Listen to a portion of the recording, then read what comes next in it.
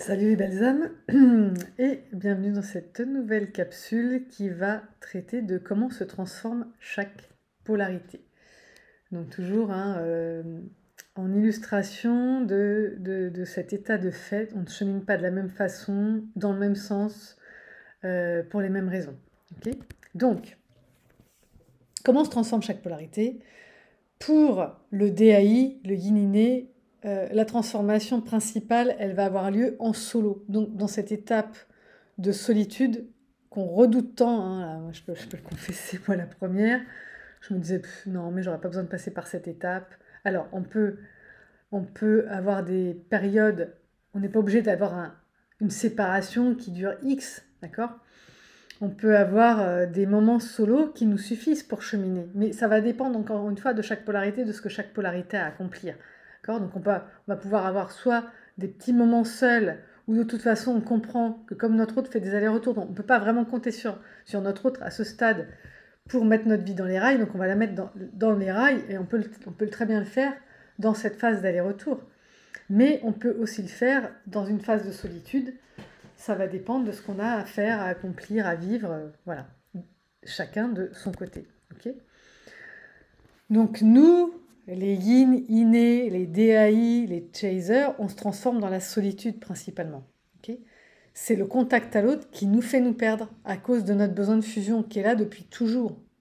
Okay, et c'est comme si notre besoin de fusion, et moi je me reconnais tellement là-dedans, c'est comme si le besoin de l'autre était le nôtre. C'est comme si, moi je vois, je me suis perdue dans toutes mes relations. Dans mes relations amicales, il fallait que je sois comme les autres. Parce que je pensais que c'était comme ça que j'allais être acceptée, mais parce que aussi j'avais besoin de sentir cette proximité avec l'autre.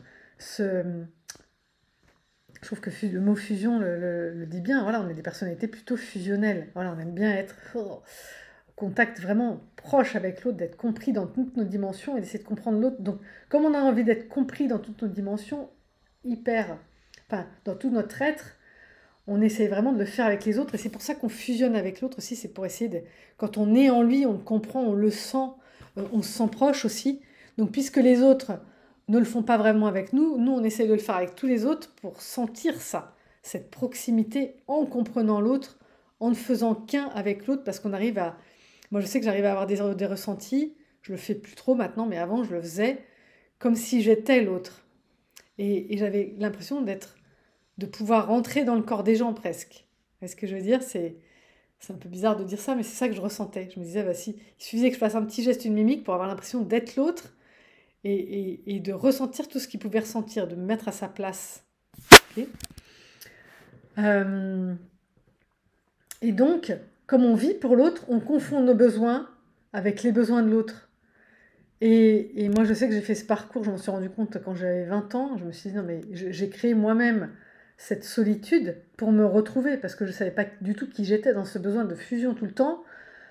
Déjà, c'est fatigant, c'est épuisant d'être tout le temps en extraversion, en train d'essayer de comprendre tout le monde, et donc de jamais être proche de soi, c'est épuisant.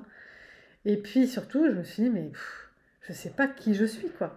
À vouloir être comme tout le monde, aimer les mêmes peintures, les mêmes pièces de théâtre, les mêmes restos, les mêmes machins, je ne sais pas ce que j'aime moi, vraiment. Je n'arrive pas, quand je suis avec quelqu'un d'autre à côté de moi, je n'arrive pas à me connecter à ce que j'aime moi. Donc je me suis dit, je vais faire tout seul. Aller au musée seul, aller au cinéma seul, aller au restaurant seul, pour voir comment je fais quand je suis toute seule.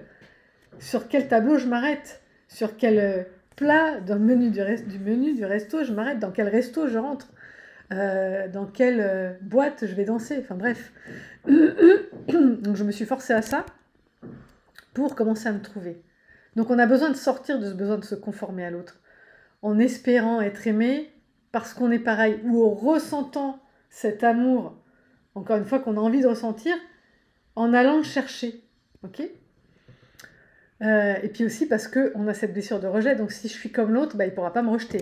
Ça aussi, ça fait partie de ce qui nous drive quand on prend cette décision-là, plutôt inconsciente d'ailleurs, hein, de fusionner avec l'autre. C'est aussi dans ce besoin de ne pas ressentir du rejet. Okay, donc on a un très fort besoin de solitude. Évidemment, on ne va pas le formuler comme ça, on ne va pas dire j'ai besoin de solitude. Non, non, on la redoute la solitude, mais en fait on en a besoin pour se retrouver. Donc ce qu'on redoute le plus souvent, c'est ce dont on a le plus besoin. Et là, pour le coup, ça se vérifie. On a vraiment besoin de se retrouver soi pour ensuite ne plus se perdre au contact de l'autre. Une fois qu'on sait qui on est, une fois qu'on a appris à s'aimer, parce que c'est pas seulement savoir qui on est, mais s'aimer tel qu'on est, comprendre ce qu'on a à apporter, comprendre quelles sont nos ressources, nos trésors intérieurs, alors on n'a plus envie de les perdre. Et c'est là où on commence à apprendre à poser nos limites, à prendre de la distance avec les gens qui nous font nous oublier, qui nous empêchent de nous écouter, qui nous appuient sur la tête, qui exigent des choses de nous, qu'on n'a plus envie de donner. Voilà, on va prendre le large avec cette personne qu'on n'a plus envie d'être, c'est-à-dire celle qui se sacrifie pour tout le monde à son détriment. On ne veut plus faire ces choses-là à notre détriment parce qu'on a appris à se découvrir, à aimer qui on est et à voir ce qu'on pouvait donner aux autres aussi à partir de qui on est. Parce que c'est important pour nous ça. D'accord ? Et on a aussi besoin de cette solitude pour prendre contact de façon plus confiante et plus profonde avec le divin. J'en ai parlé dans une vidéo précédente, mais c'est important de comprendre ça. C'est-à-dire que même si on est guininé, je l'entends dans mes séances, hein, la source, machin, mais je sens que le lien est encore distancié. Okay, j'ai la source, j'ai mes guides, mais j'entends pas bien, ou je sais que la source est là. Je dis, bah, pourquoi tu lui demandes rien? Ah, je sais pas, j'y ai pas pensé. La relation, elle est pas là. Tant qu'on ne parle pas tous les jours au divin, qu'on lui remet pas nos problèmes, qu'on lui demande pas de nous sortir de la panade, qu'on le remercie pas pour tout ce qu'on reçoit, c'est qu'on n'a pas une relation avec lui. Okay, et tant qu'on n'est pas en relation avec lui, on est fragile, on est vulnérable, on est face à une difficulté à se protéger. Il y a vraiment que le divin qui peut nous protéger de la meilleure des façons. Donc on a besoin de défusionner avec les autres pour se reconnecter à soi et au divin. Okay, et ensuite pouvoir reprendre des relations sans refusionner. Ça c'est hyper important. Donc on ne se sacrifie plus, on pose nos limites. Okay, à ce stade, le yang, il comprend quoi? Donc l'éclaireur, protecteur, Tao. Psst. C'est la chasse à la mouche. Alors, le yang comprend que ce n'est pas contrôler sa vie qui va le rendre heureux, parce que c'est ce qu'il a fait jusqu'à présent, mais finalement, en reprenant contact avec son autre, dans cette reconnexion, qu'est-ce qui se passe pour lui? Ben, il rencontre, alors c'est ce que je dis, la personne parfaite, le perfect match, la personne qui répond à tous leurs besoins, et en même temps, qui les oblige à lâcher le contrôle, on a réussi à dire. Oh, les pattes de mon chien juste là, voilà, il s'excite. Voilà. Comment dire? Donc pour lui, ce qui est compliqué, c'est de lâcher ce contrôle de sa vie pour se laisser guider par son cœur et d'arrêter d'être la personne qui est raisonnable, qui essaye d'être fiable pour tout le monde, même s'il trahir plein de gens, pour pouvoir s'ouvrir à la possibilité d'être enfin heureux pour soi. Ok ? Donc le yang, il doit s'ouvrir à cette idée, l'éclaireur, de son propre bonheur. Et en fait, c'est là, il l'a touché du doigt avec son autre fait. Waouh, j'ai vibré avec cette personne, j'ai eu des échanges avec cette personne. Avec cette personne-là, j'avais besoin de plus rien d'autre et j'étais heureux. Ok ? Et je pouvais être moi-même. Donc c'est une révolution intérieure énorme. Ok ? Chut, Tao, non. Non, non, non. Tu sors de là. Je ne savais pas de profiter quand je travaille. Hein. C'est un gros malin, lui. Donc, lui, il faut qu'il comprenne ça, que c'est pas contrôler sa vie qui le rend heureux, mais se laisser guider par son cœur, être au contact de son autre. Donc il faut qu'il lâche ce contrôle qui a donné du sens à sa vie, qui lui a permis de se sécuriser, et ça, c'est pas simple. Okay, et la plupart des yanguinés n'y arriveront que face à ce sentiment de solitude extrême ressenti quand son autre est absent et dans le silence depuis un certain temps. Pas tous, mais la plupart. Okay, et avec ça, il se peut qu'il progresse suffisamment pour revenir vers son autre. Okay, mais il n'est pas encore serein avec sa nouvelle façon de prendre des décisions. Non, pour l'instant, il a décidé de donner une chance à ce bonheur. Alors, encore une fois, ce sera plus facile s'il n'est pas déjà pris en couple. Hein. Et s'il n'a pas tout un tas de croyances empilées les unes sur les autres, ou une famille qui fait barrage, enfin voilà. Et ensuite, donc il y a la période en solo, et ensuite il y a la période en couple. Donc le yin, lui, il va progresser dans ce qu'il a découvert en solo, mais voilà, sa principale avancer au yin inné, chaser, donneur d'amour inconditionnel, DAI, il va le faire en solo. Et ensuite, en couple, il va consolider, il va progresser. Okay, son yang inné, donc son autre, son runner, son protecteur, va l'aider à aller plus loin et à consolider les postures qu'il a trouvées déjà, qui sont juste pour lui. Il va l'aider à se légitimer dans ce qu'il arrive maintenant à faire et qui n'était pas inné pour lui, hein, l'affirmation de soi et le posage de limites, principalement. Okay, donc là, son yang va lui dire, bah oui, t'as raison, fais-le plus même, là tu vas pas assez. Donc il va même le pousser à aller plus loin, à voir, il va l'aider à mieux percevoir le monde autour de lui, à mieux le décrypter, il va lui donner les clés. Il va lui dire, tu vois pas là, l'autre il essaie de te manipuler, celui-là il le fait exprès. Ah bon? Parce que l'inné, lui, il voit pas. Le DAI, et tout le monde il est beau, tout le monde il est gentil. Même quand quelqu'un répète des crasses successives, il pense toujours que c'est une coïncidence. Alors que non. Le yang, il va lui dire non, c'est pas une coïncidence. Là, c'est quelqu'un qui essaie de te nuire. Voilà, donc il va vraiment nous aider. Et peut-être qu'on n'arrivera jamais à le faire comme lui. Hein, c'est vraiment... Donc c'est là où sa dimension protecteur va arriver. Okay, qu'on arrête de croire qu'il y a des gens autour de nous qui sont bien intentionnés, qui font pas exprès de nous embêter, enfin de pas être au bon endroit, alors que si, c'est intentionnel. Okay, et lui, il le voit, nous, on le voit pas. Et une fois qu'il va nous mettre les preuves devant les yeux, on va faire « Ah ouais, mince, j'ai pas vu ». Okay, donc c'est là où sa dimension de protecteur entre en scène. Okay, et une fois encore, comme dans Bodyguard, c'est pas Britney Spears, c'est Whitney Houston, quand bien même elle décide de se protéger elle-même, elle ne pourra jamais le faire aussi bien que son garde du corps préféré de Kevin Costner. Voilà, c'est pas possible. Parce que lui, il est câblé pour ça. D'accord ?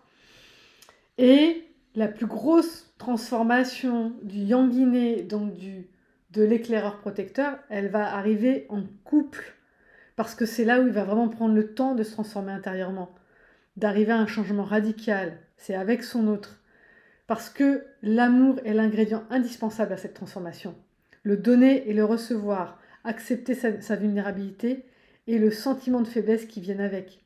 Okay, en étant en contact avec l'autre, c'est facile de se sentir faible quand on est seul. C'est plus difficile de se sentir faible et vulnérable quand on est avec l'autre. Okay, et de ne pas être dans le contrôle. Par exemple, ce qui est très difficile pour un protecteur, runner, yang inné dans le couple, c'est quand les deux personnes, par exemple, doivent vivre un truc sur chacun de leur côté, de constater que son autre lui manque, qu'il se sent presque mal sans son autre, qu'il a besoin de sa picouse. Okay, et pour lui, ça, c'est être vulnérable. Je devrais avoir besoin de personne. C'est comme ça qu'il s'est construit. Sois fort. Tu as besoin de personne. Okay, c'est pour ça que tu t'engages pas, d'ailleurs. C'est parce que tu as besoin de personne. Et donc, quand il rentre dans ce couple, il va se rendre compte à quel point il a besoin de son autre aussi, de sa douceur, de sa bienveillance, de son regard qu'il aime inconditionnellement, tout le temps, même quand il se sent faible, même quand il fait son aveu de faiblesse, même quand il est vulnérable parce qu'il tombe plusieurs fois malade et que l'autre s'occupe de lui, s'occupe d'elle sans rien attendre en retour. Voilà, donc en fait, il va vivre toutes ces expériences qu'il n'a jamais vécues avant, et ça, il n'y a que dans le couple qui peut faire un R à Z de son disque dur, en fait, hein, qui peut le mettre à jour avec ses nouvelles données, et il n'y a qu'en recevant de l'autre, en donnant à l'autre, en acceptant de recevoir de son autre, qui va réussir à faire complètement ce switch. Donc ça va prendre aussi du temps dans le couple, ça va être dur pour lui, il va encore faire des allers-retours, pas forcément physiquement, mais dans ses anciennes postures. Je devrais pas être comme ci, je devrais pas être comme ça, c'est pas normal. Voilà, il va lutter contre lui-même au sein de ce couple. Ça va pas toujours être facile pour les deux, mais quand on est un yin inné, qu'on comprend ça, qu'on comprend pourquoi notre autre fonctionne comme ça, et que tout ce dont il a besoin, c'est notre patience, c'est notre amour inconditionnel, et qu'on le rassure et qu'on lui explique comment on vit les choses, et ça va bien se passer. Hein. Et de toute façon, quand bien même on lui dirait bah si tu veux, on se sépare encore un peu pour que tu prennes, il va pas vouloir. Il va sentir que c'est pas juste. Il va sentir que non, ce sera encore pire. Donc ça marchera plus, on pourra plus se séparer à un moment donné, d'accord ? Mais par contre, il faudra passer ces caps ensemble. Et pour le yang inné, c'est là que ça va se jouer, d'accord ? Au bout d'un moment, la peur de ne plus être aimé s'en va, d'accord ? cette confiance et cette reconnaissance de l'autre comme une part de soi va s'installer jusqu'à devenir content que l'autre lui manque et de ne plus le voir comme une faiblesse. Au début, il ne supporte pas l'idée. Voilà, l'autre me manque, c'est insupportable, ça ne devrait pas, je ne devrais pas, je suis faible. Et après, je suis content, l'autre me manque, ça veut dire que je l'aime vraiment, que je tiens vraiment à l'autre, qu'on est vraiment un couple. Et là, il se passe quelque chose de... Voilà, c'est une dynamique... bon, voilà, faut le vivre, quoi, d'accord. Ok. Et à ce moment-là, ce yang inné, éclaireur protecteur, il ne peut plus, il ne veut plus faire seul, et c'est pas grave.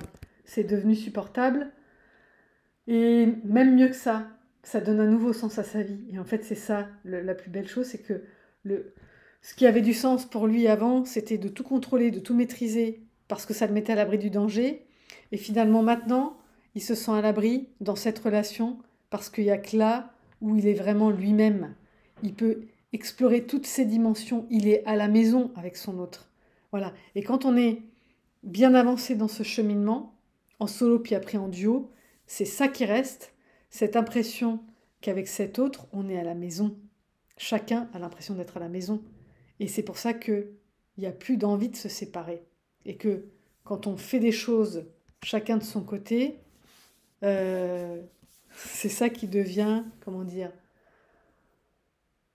c'est un peu inconfortable. On a appris à cheminer chacun en solitaire de toute façon, hein, donc on est capable de le faire. Et c'est important, parce que ça nous empêche de re-rentrer dans des jeux psychologiques pour que ces séparations n'arrivent pas. Oui, elles peuvent arriver parce qu'il y en a un qui part en formation, parce qu'il y en a un qui a un week-end avec ses parents ou l'autre ne veut pas aller, enfin voilà.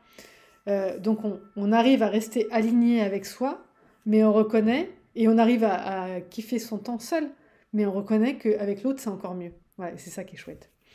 Et des deux côtés. Donc voilà, je pense que c'est important de comprendre que, si je récapitule, un petit wrap-up, la phase la plus importante du trajet pour le DAI, Yin-Inné, donneur d'amour inconditionnel, chaser, c'est en solo. Voilà. C'est une phase d'empowerment, c'est une phase de renforcement personnel, c'est une phase où il accomplit des choses par lui-même, où il sent qu'il est capable par lui-même, et ça c'est hyper important qu'il le sache pour ne plus rentrer dans une relation de dépendance, où il va rentrer dans des jeux psychologiques pour maintenir son autre à côté de lui. Ça c'est pas ok, d'accord? C'est une phase essentielle pour arriver à son authenticité, d'accord?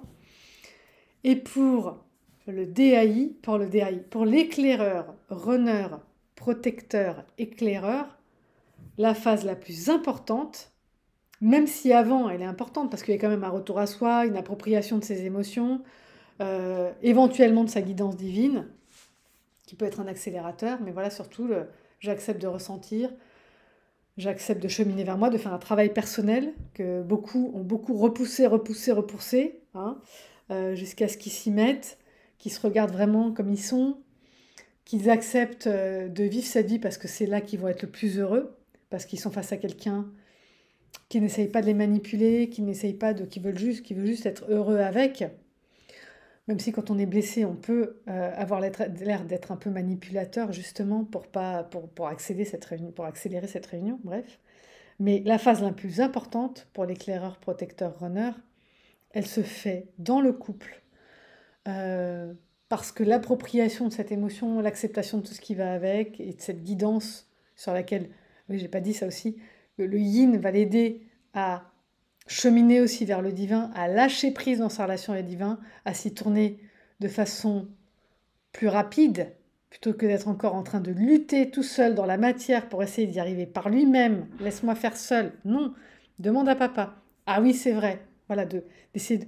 Donc, son yin inné va pouvoir lui rappeler régulièrement, avant qu'il l'installe comme un réflexe. Tout ça, ça se fait au sein du couple. Voilà, parce que c'est quelque chose, on ne s'approprie pas toutes ces émotions en étant seul dans son coin. Non, il faut y être confronté quotidiennement à cet amour qu'on donne et qu'on reçoit. Et surtout, recevoir pour l'éclaireur protecteur. Son gros challenge, c'est de recevoir cet amour et de voir tout ce que ça ouvre en lui. Ok, tout ce que ça le fait lâcher. tout le bien-être que ça installe à l'intérieur de lui. Donc il y a cette période d'insécurisation et après cette sécurité au contraire qui s'installe. Voilà, j'espère que cette vidéo sera éclairante. N'hésitez pas à rebondir sur mes propos, à partager votre propre expérience dans les commentaires ci-dessous et à me contacter si vous en éprouvez le besoin par les liens aussi qui sont en dessous. Je vous embrasse et je vous dis à bientôt pour la prochaine capsule.